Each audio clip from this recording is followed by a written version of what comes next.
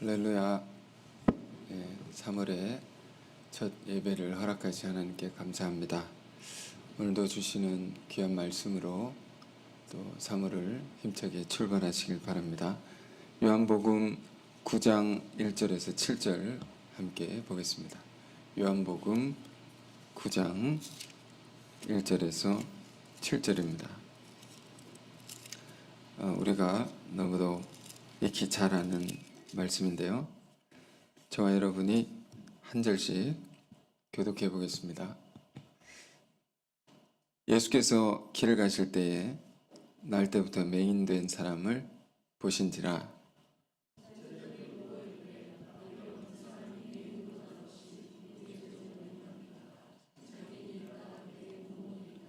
예수께서 대답하시되 이 사람이나 그 부모의 죄로 인한 것이 아니라 그에게서 하나님이 하시는 일을 나타내고자 하심이라.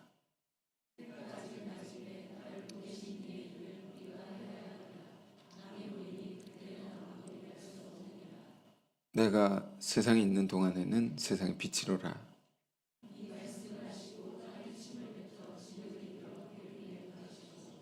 함께 읽겠습니다.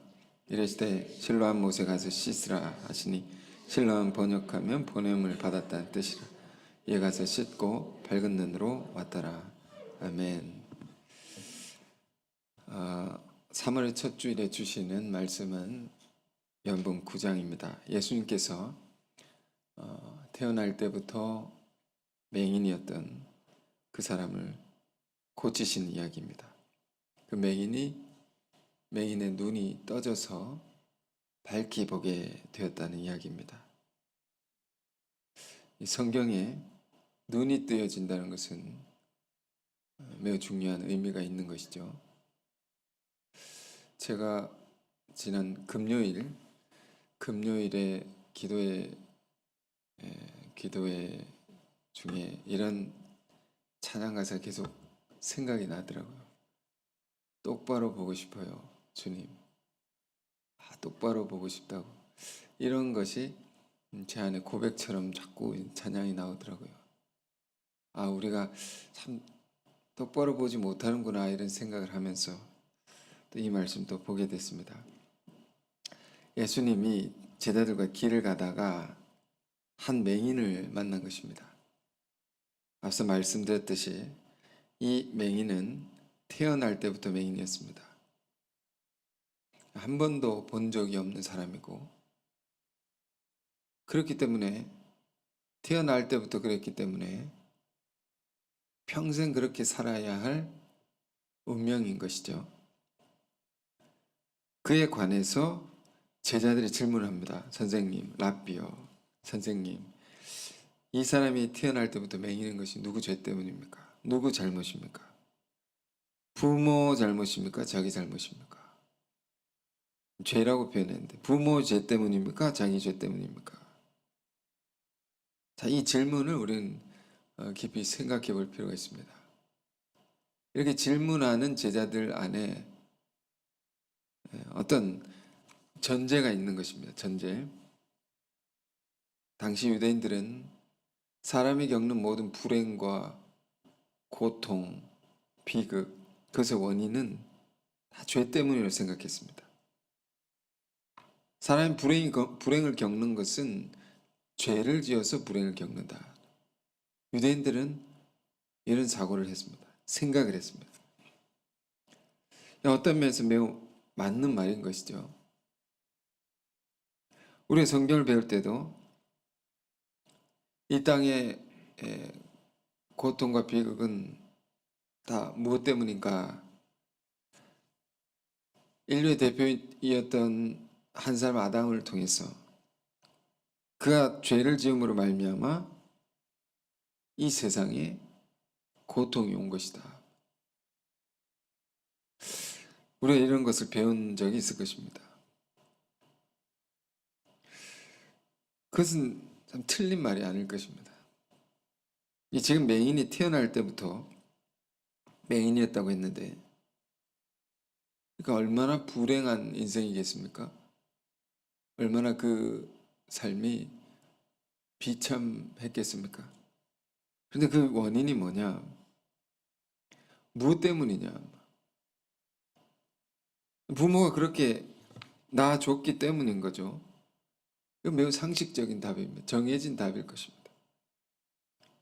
태어난 사람이 잘못한 것은 없는 거지 않습니까? 당연한 답을 생각하고 질문한 것인데 예수님의 대답은 굉장히 뜻밖입니다. 이 사람이 그 부모의 죄로 인한 것이 아니라 그에게서 하나님이 하시는 일을 나타내고자 하심이라. 그를 통해서 하나님의 영광을 드러내고자 하시는 뜻이다. 저는 오랫동안 바뀌지 않는 여러 가지 어려움들에 관해서 또 벗어나지 못하는 여러 가지 상황들을 놓고 사실은 최근에 많이 고민을 했습니다.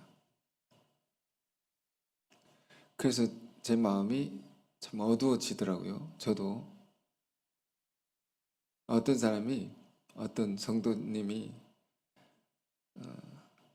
목사님도 어두워집니까? 이렇게 묻더라고요.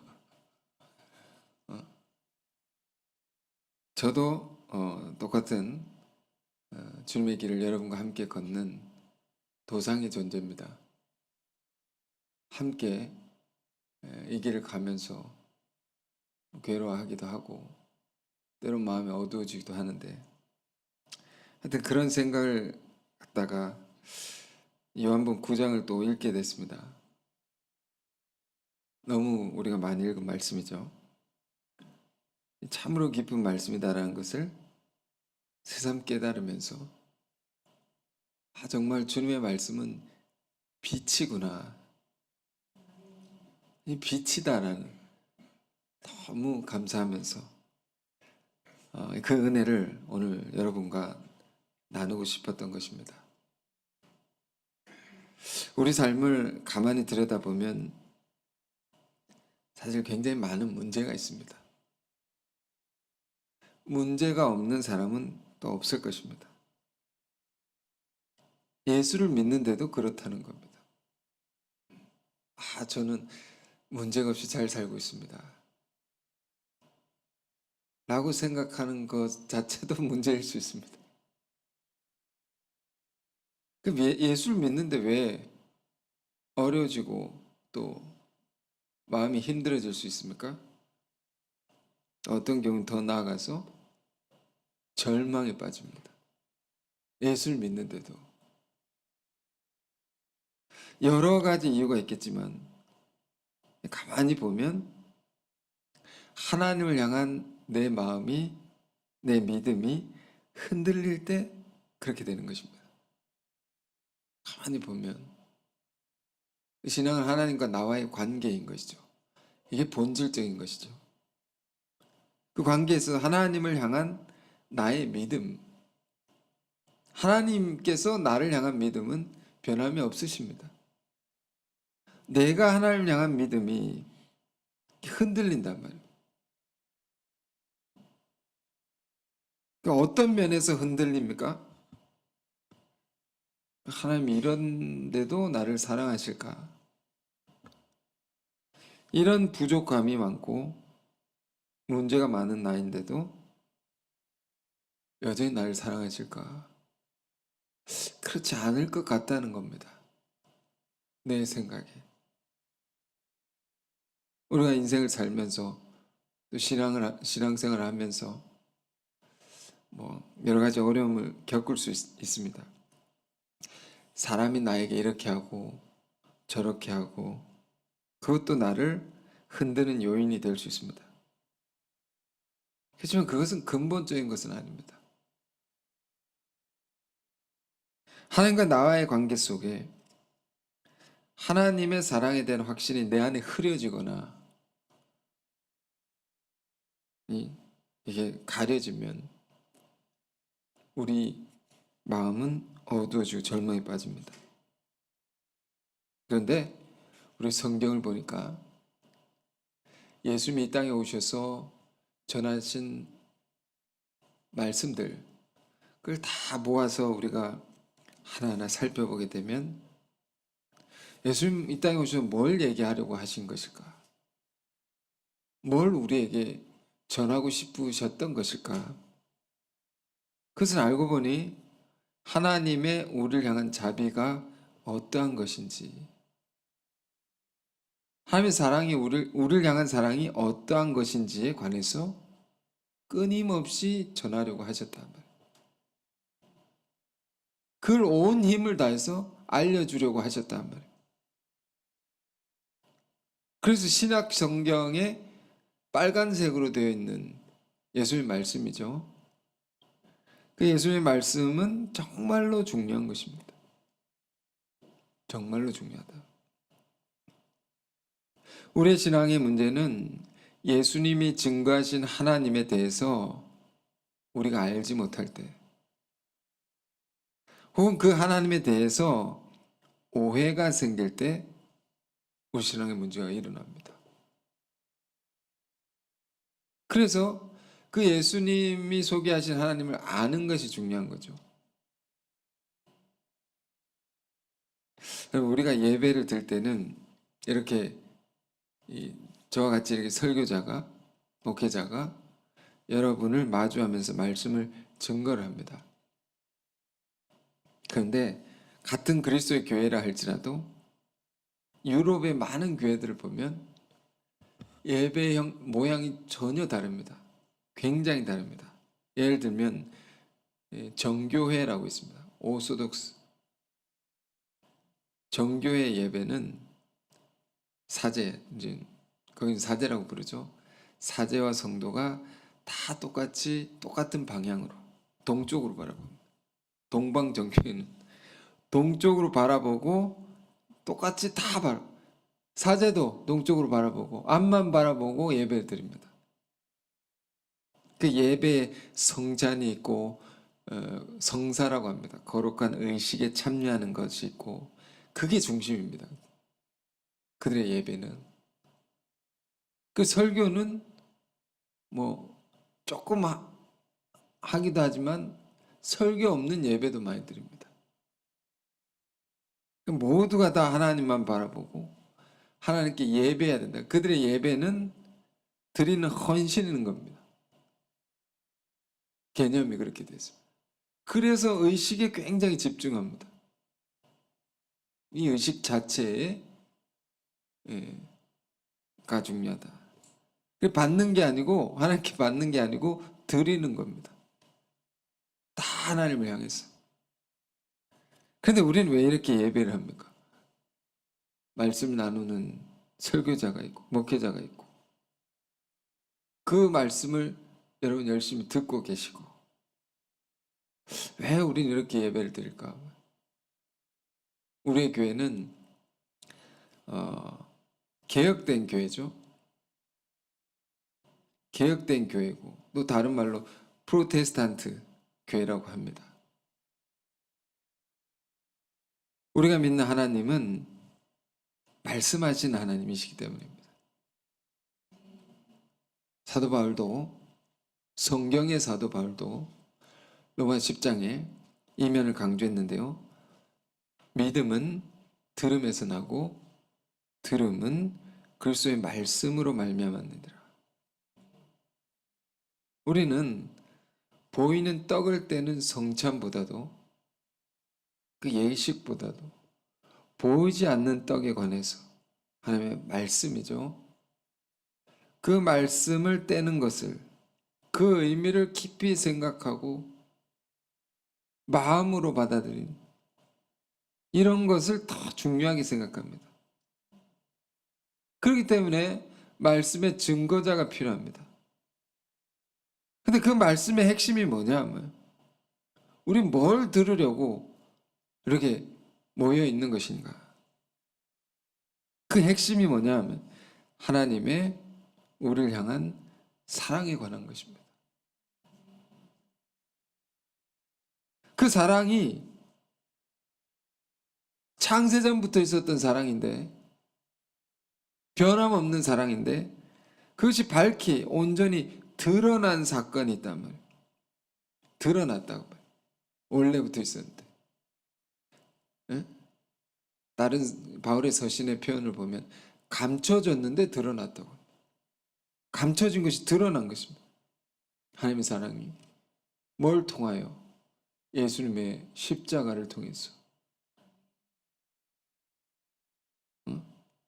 예수님께서 하나님의 아들이 우리를 위하여, 나를 위하여, 오늘의 나를 위하여 그 생명을 내어 주시기까지, 참혹한 죽임을 당하시기까지 우리를 사랑하신다는 거죠.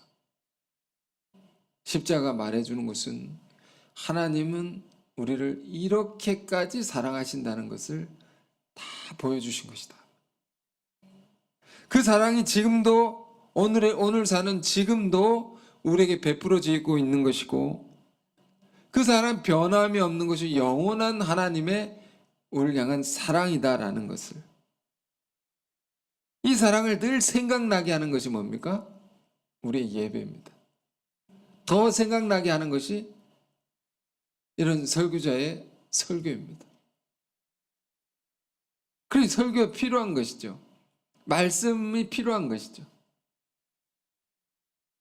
자, 오늘 왜 이런 얘기를 여러분께 드립니까? 본문을 보면 항상 제자들의 질문 속에 뭐가 있습니까? 항상 우리는 과거를 통해서 내가 가진 생각으로, 어떤 면에서 죄에 찌든 시각으로 우리는 하나님을 바라본단 말입니다. 우리 자신을 바라보고 하나님이 이런 분이다, 저런 분이다, 내 식대로 바라본단 말이에요.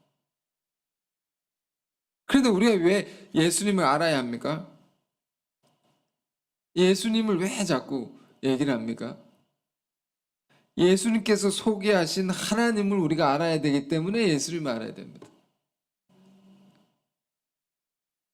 우리가 아는 하나님이 아닐 수 있다면, 그 오해할 수 있는 것일 수 있다면, 우리가 판단하고 우리가 생각하는 것은 항상 어떤 것입니까? 그 시각과 관점이라는 것이 이런 제자들의 질문과 같은 것입니다. 맹인이 날 때부터 그렇게 된 누구 죄 때문에 그런 것입니까? 잘못을 해서 이렇게 됐단 말입니다. 그게 틀린 말입니까? 틀린 건 아니죠. 그런데 늘 이렇게 바라보면 그 사고가 어디로 빠집니까? 부정적으로 그럴 수밖에 없죠. 비관적일 수밖에 없어요. 우리가 거기서 벗어날 수가 없는 것입니다. 그런데 주님은 전혀 다르게 보신단 말이에요. 같은 불행, 비극도 하나님의 영광을 나타내기 위해서다. 이 주님의 시각, 관점이라는 것이 항상 하나님이 우리를 대하시는 방식입니다. 항상 하나님은 우리의 과거를 보고 심판하길 원하시는 분이 아니다. 현재 우리가 가진 어려움, 비참한 현실이 있다면 그것을 그 자체로만 보지도 않으신단 말이에요. 그걸 통해서 얘가 얼마나 더 큰 하나님의 영광을 나타낼 것인가, 얼마나 더 큰 은혜를 드러낼 것인가, 이렇게 지금도 나를 바라보고 계시다. 이것이 하나님의 우리를 향한 지극한 사랑이고 믿음인 것이죠. 우리의 삶의 괴로움은, 절망은 이런 시각의 전환, 관점의 전환이 진정으로 일어나지 않기 때문일지 모릅니다. 지금 오늘 우리는 무엇을 보고 있는 것입니까? 함께 읽은 본문은 예수님이 맹인의 눈을 밝히시는 기적입니다. 눈을 밝혀야 된다. 우리가 보지 못하고 있다는 것입니다. 잘못 보고 있다는 것입니다. 밝히 봐야 되는데 그렇지 못하다는 것입니다. 우리는 정말로 신앙의 모든 면에서 많은 것들을 알지 못합니다. 안다고 하지만 모르는 것입니다. 잘못 생각하고 잘못 판단합니다. 그것이 다라고 생각하고 그것이 맞다라고 확신하면서 살아갈 때가 너무 많습니다. 대부분 부정적인 거죠. 우리에게 하나님이 없다면 그 확신이 맞을 수 있습니다. 하나님이 없다면 이 세계가 사람들만 사는 세계라고 한다면 그 맞을지 모릅니다. 왜? 한자말에 사람인자와 할 위자가 합쳐지면 거짓 위자가 된다고 했습니다. 거짓 위자는 두 단어가 합쳐진 단어라 했습니다. 사람이 하는 것은 다 거짓되다는 것입니다. 맞는 거죠. 로마서 3장에 바울도 말했습니다. 선언했습니다. 성경이 선언했단 말이에요. 바울이 선언한 게 아니라 성경이 이걸 말하고 있단 말이에요. 의인은 없나니 하나도 없으며 하나도 없단 말이에요. 죄인들이 하는 모든 것들은 다 문제투성이고 거짓될 수밖에 없다는 것입니다. 그런데 우리에게는 뭐가 있습니까? 그런 인간을 지극히 사랑하시는 하나님이 계시다는 겁니다. 지극히 사랑한다. 그게 어느 정도까지냐? 우리가 자꾸 이걸 놓치고 사는데 하나님께서 우리를 구원하기 위하여 살려주기 위하여 독생자 아들을 하나뿐인 아들을 이 땅에 보내시고 그 아들을 통해서 당신의 놀라운 사랑을 십자가로 드러내시고 그걸 바라보는 자마다 그 사랑을 믿는 자마다 의롭다 하시고 또 믿은 자들도 영화롭게 될 때까지 끝까지 함께 하시고 돕고 계신다. 이걸 우리가 믿을 때 우리 존재의 용기가 생깁니다. 우리는 어떤 교회도 소망을 품을 수 있는 겁니다. 사랑을 믿을 때 소망이 생깁니다. 정신과 전문의가 말하기를 인간의 뇌는 부정적인 것만 기억하려고 합니다.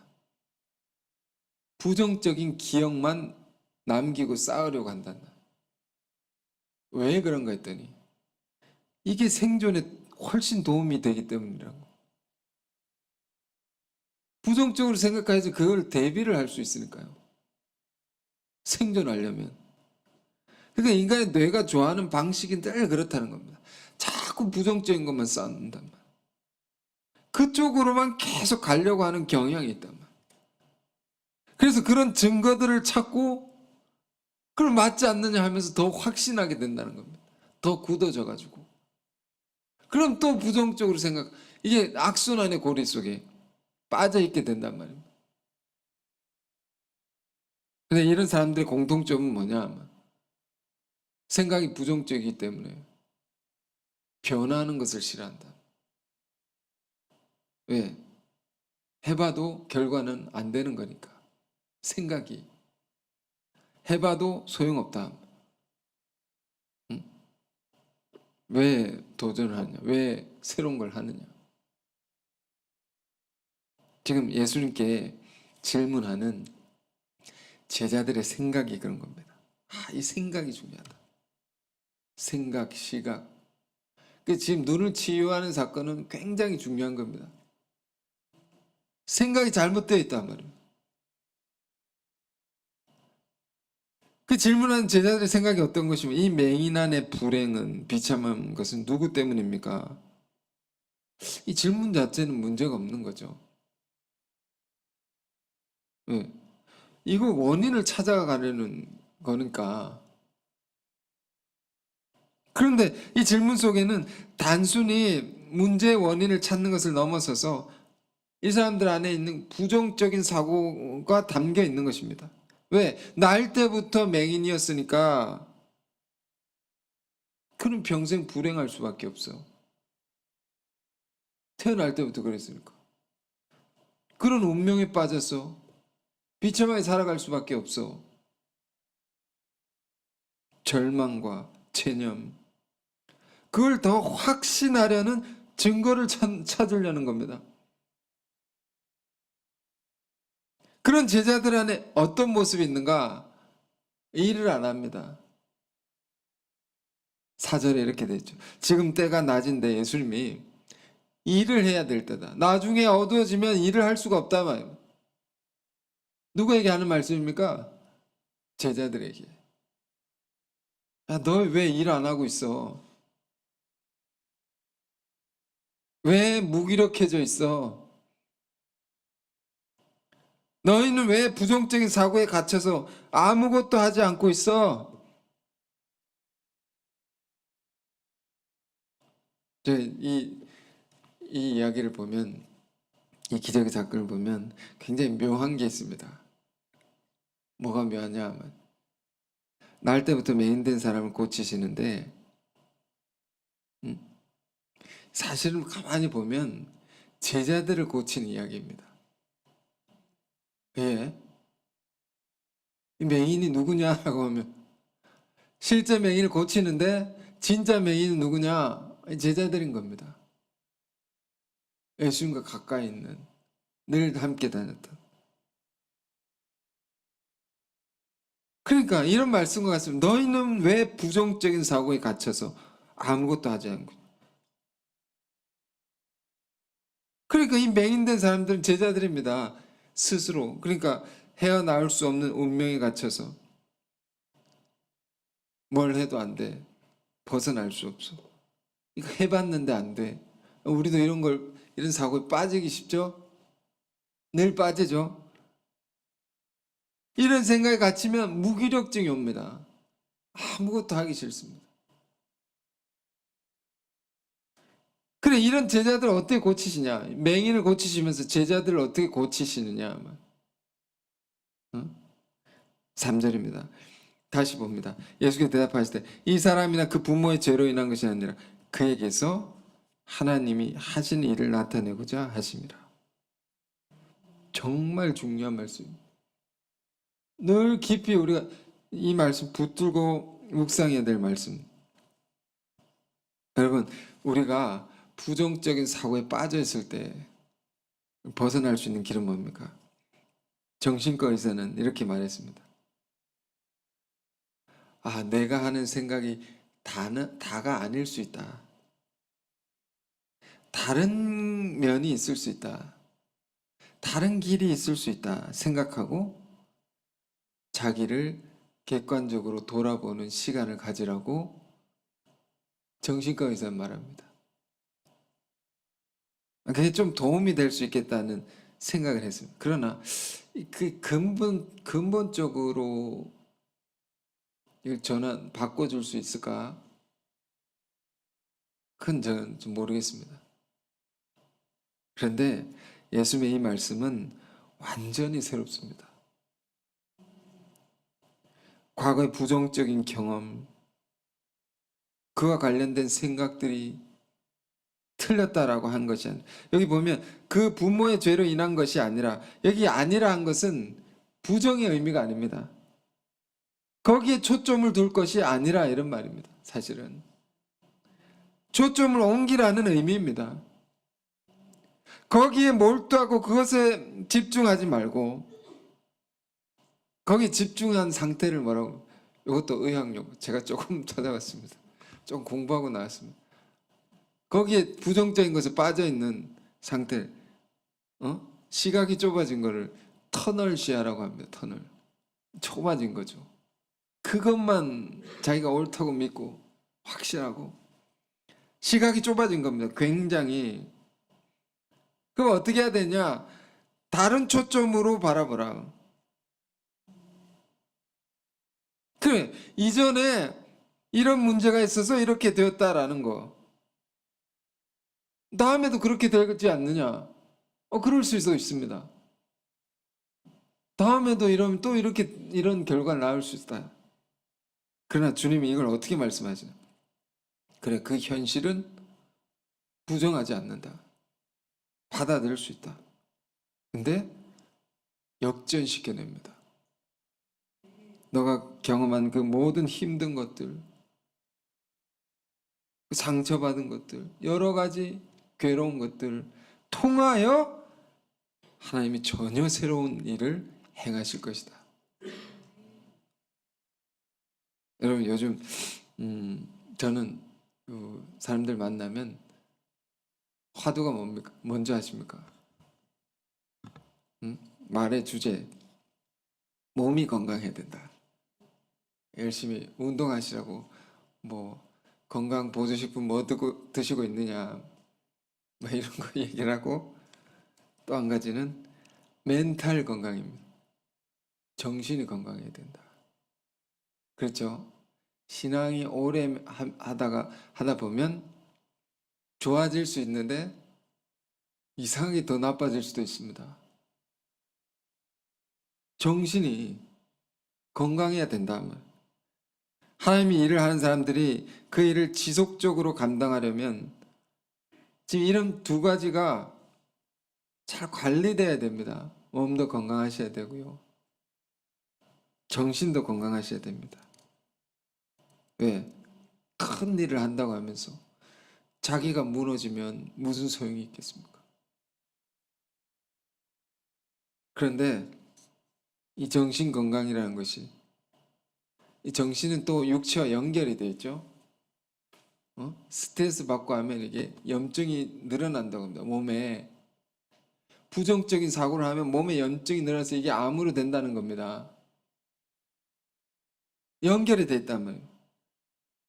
이거 어떻게 하냐? 알고 보니 하나님의 말씀 속에, 예수님의 말씀 속에 해답이 다 있더라.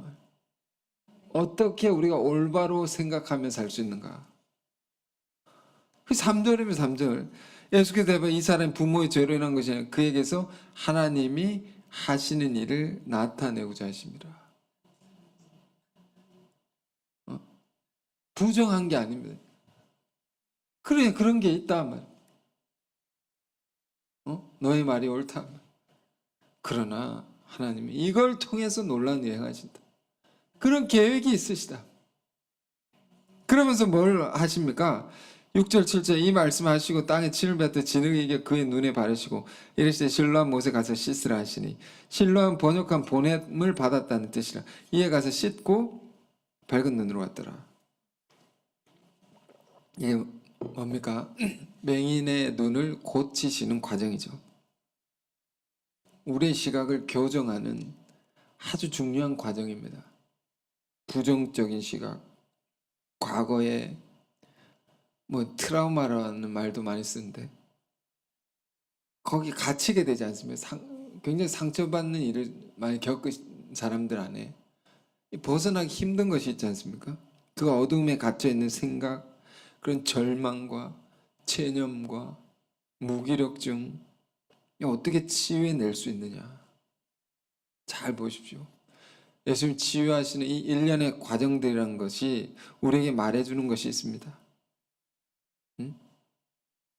이거는 가만히 보면 주님께서 우리를 어떻게 바라보시는가를 알아가는 과정인 것입니다. 이걸 우리가 깨달아가는 과정입니다. 주님은 다시 말씀드리지만 우리의 어두운 과거를 기억하지 않으십니다. 그걸로 우리를 바라보지 않는다. 전혀 바라보지 않는다. 그걸로. 우리 안에 지금도 여러 가지 문제와 연약함, 부족함이 많다 할지라도 그걸로 우리를 지금도 바라보고 계시지 않는다. 우리를 미래의 하나님의 영광을 위하여 미래의 최고의 가치로 가장 큰 영광을 드러낼 수 있는 모습에서 오늘의 나를 바라본다. 이 역광선입니다. 저기서 거꾸로 보는 겁니다. 우리는 과거로부터 보지만 이렇게 나를 바라보고 계시구나. 이렇게 문제가 많은 나이인데도 여전히 우리를 향한 이 주님의 놀라운 사랑과 자비의 깊은 세계에 눈 뜰 때 우리 부정적인 모든 걸 이겨낼 수 있습니다. 그러니까 우리 안에 긍정은 어디서 생깁니까? 긍정의 힘은 사랑의 힘인 것입니다. 사랑하는구나 나를 이렇게까지. 그래서 지금 어떻게 합니까? 땅에 침을 뱉어가지고 진흙을 이겨가지고 섞어가지고 맹인의 눈에 이렇게 바르십니다. 이 진흙은 제일 밑바닥에 있는 겁니다. 밑바닥. 이 고난을 상징하죠. 불교의 상징이 이제 로터스, 그 꽃인데 연꽃입니다. 연꽃. 왜 그게 불교의 상징이 되는? 이 진흙 밑바닥에서 이제 솟아나서 피는 꽃이기 때문입니다. 고난을 견디고 나와서 피어나는 꽃이기 때문에 그게 상징이 됐습니다. 제일 밑바닥, 우리 인생의 밑바닥 이런 표현 쓰죠. 가장 힘들고 비참하고 어떤 고통스러운 경험을 의미합니다. 그것을 침을 잘 섞어서 눈에 바릅니다. 이 하나의 거룩한 의식과도 같습니다. 이걸 가만히 보면 깊은 상징을 담고 있는 의식처럼 보입니다. 너가 겪은 온갖 어려움들로 인하여 너가 갖게 된 어두운 시각이 있다. 부정적인 시각이 있다. 원치 않는 경험들을 하며 생긴 부정적인 눈이 있다. 여기 바르시고는 이거를 실로암 모세가 씻으라. 씻어내라 말입니다. 씻어내라는 겁니다. 고통의 과정을 겪으면서 생긴 부정적인 것이 있다면 이걸 씻어내라. 다 걷어내라. 그럼 어떻게 걷어내면 그냥 씻으면 됩니까? 반드시 실로암 못에 가서 씻어내라. 실로암 번역한 보냄을 받았다는 뜻이라. 아, 이걸로 씻어낼 수 있는 거구나. 보냄을 받았다는 말. 네가 그런 힘든 경험을 한 것은, 그런 상처를 받은 것은 단순히 운이 나빠서, 세상 말로 재수가 없어서 거기에 있는 게 아니다. 그럼 왜 이런 경험이 나에게만 있는 것입니까? 왜 이런 괴로운 일을 나만 겪게 하십니까? 그걸 통해서 너와 같이 고통을 받는 자들을 네가 치유하고 네가 위로하고 네가 일으켜 세우기 위해서 하나님이 너를 그 자리에 보내신 것이다. 너는 그 놀라운 사명을 받아서 그 자리에 있는 것이다. 이걸 깨달아라. 이 사명을 깨닫는 데서 너의 눈이 달라지리라. 너의 눈이 뜨여지리라. 여러분, 우리가 각자가 저에 있는 자리를 가만히 보면 그냥 어쩌다가 굴러들어서 거기 있는 게 아닙니다. 굴러 떨어져서 누군가에 떠밀려서 거기 있는 게 아니다. 아주 깊은 뜻이 있다. 하나님의 뜻이 있다. 보내신 이의 뜻이 있단 말이에요. 정말 우리가 살다 보면 어려움을 겪으면 이런 원망스러운 생각을 가질 때 너무도 많습니다. 왜 나만 이런 고통을 겪어야 됩니까? 왜 나만 이렇게 상처를 받아야 됩니까? 다른 사람은 그렇지 않은데, 좋은 환경에 좋은 사람들 많은, 저 사람들 지금 웃고 있고 나는 지금 괴롭습니다. 왜 나만 이런 길을 가게 하십니까? 왜 이런 사람들을 나만 만나게 했어? 저 인간 만나가지고 내가. 주님의 대답은 뭡니까? 아니다. 깊은 뜻이 있는 것인데. 제가 어제는 또 이 말씀이 또 많이 생각이 났어요. 누가복음 22장인데 우리 사순절 때 보는 말씀인데 자꾸 이 말이 생각.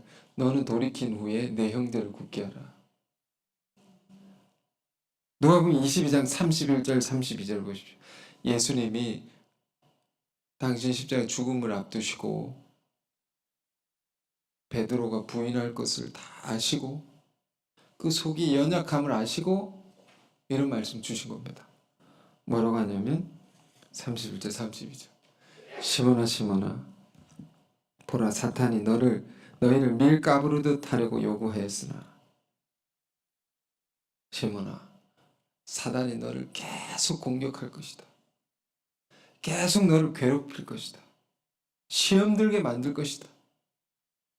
32절에 그러나 내가 너를 위하여 내 믿음이 떨어지지 않기를 기도하였노니. 예수님 지금 십자가 죽게 된 당신의 죽음을 앞두시고 이 제자들을 향한 큰 사랑을 지금 나타내고 계신 거죠. 내가 너를 위해서 지금 이 상황에서도 너를 위해서 내가 기도를 했다. 넌 돌이킨 후에 내 형제를 굳게 하라. 너는 시험 들어서 내가 넘어질지라도 내가 너를 위해 기도했으니 너는 다시 일어나서 너와 같이 시험 드는 사람들, 너와 같이 넘어진 자들, 그들을 격려하고 굳건히 세워준 자가 되라. 그러니까 네가 무너지는 것은 네가 무너질 수 있다. 무너지는 것은 더 많은 형제를 세우시려는 하나님의 깊은 뜻이 있다는 생각을 하고 네가 다시 일어서라. 그렇습니다. 상처받은 자가 또 다른 상처받은 자를 치유해낼 수 있습니다. 환난을 겪어본 자가 같은 자리에 있는 자를 이렇게 세울 수 있습니다. 주님은 우리의 모든 연약함과 부족함으로 내 잘못으로 내가 환난을 겪는다 할지라도 그러나 그것마저도 거기에 깊은 뜻이 있다고 말씀하십니다. 우리를 향한 뜻이 있다고 말씀하십니다. 그 자리에 있는 너를 통해서 하나님이 이루실 놀라운 일이 있다. 사명이다, 사명. 그 사람들 더 세우라고, 더 붙들어 일으켜 세우라고. 너는 거기 둔 것이다. 여러분, 이런 시각, 이 시각에서 과거와 현실을 새롭게 바라보길 원합니다. 그러면 우리 인생의 모든 것이 전환됩니다. 완전히 달라질 수 있습니다. 그래서 오늘 이에 가서 씻고 밝은 눈으로 왔더라. 씻고 밝은 눈으로 왔더라. 여러분, 이 놀라운 기적이 3월 시작하는 저와 여러분 모두에게 새롭게 일어나길 바랍니다. 기도하겠습니다. 은혜로우신 주님, 오늘도 귀한 말씀 우리에게 주셔서 감사합니다. 날 때부터 맹인된 자를 고치시는 이 기적의 사건이 그때 그곳에 일어난 사건만이 아니라 오늘 우리 각 사람들에게 일어날 수 있는 기적임을 우리가 깨닫게 하옵소서. 주님, 우리가 알고 보니 인생의 많은 어려움 속에서 우리의 생각이 좁아지고 부정적으로 냉소적인 시각에 빠지고 갇힐 때가 너무도 많습니다. 오 주님, 우리를 치유해 주옵소서. 우리의 닫혀진 눈을 열어 밝히 보게 하옵소서. 아들을 십자가에 내어 죽이시기까지 우리를 지극히 사랑하신 하나님을 우리가 다시 바라보고 그 하나님의 사랑을 믿게 하시고 그 사랑의 하나님의 관점으로, 시각으로 우리의 과거와 오늘의 나의 자리를 새롭게 바라볼 수 있는 은혜를 허락해 주옵소서. 그래야 우리에게 주신 귀한 사명을 붙들고 힘차게 살아가게 인도하여 주옵소서. 예수 그리스도 이름으로 기도했습니다. 아멘.